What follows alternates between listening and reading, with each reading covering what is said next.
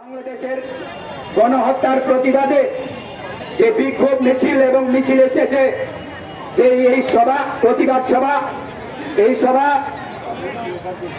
আমাদের মাঝে উপস্থিত আছেন এই এলাকার আমাদের ধর্মীয় সংখ্যালঘু বিভিন্ন মগ এবং চাকমা সম্প্রদায়ের নেতৃত্বরা, এই বাজারে ছোট বড় ব্যবসায়ীরা, ক্রেতা বিক্রেতা এবং আরক্ষা প্রশাসন সবাইকে আমরা মগ সোশিও কালচারাল অর্গানাইজেশন পক্ষ থেকে অভিনন্দন জানাচ্ছি।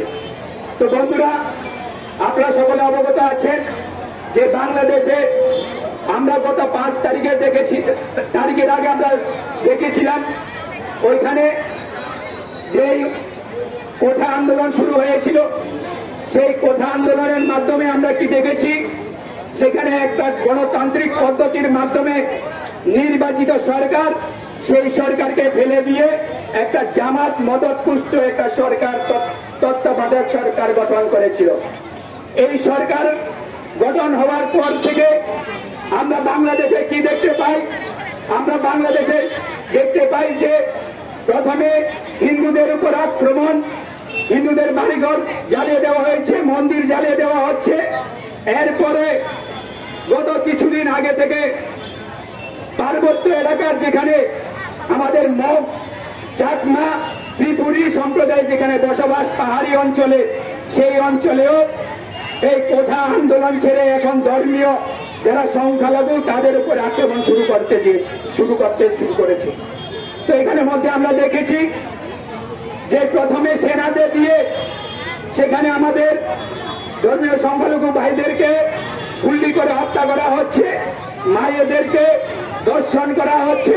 তাই আমরা মগ সোশিও কালচার অর্গানাইজেশন এবং চাকমা সম্প্রদায়ের পক্ষ থেকে এইরকম অন্যায় অত্যাচার থেকে আমরা চুপ করে বসে থাকতে পারি না, তার জন্য আমরা রাস্তায় নামতে হয়েছে বন্ধুরা।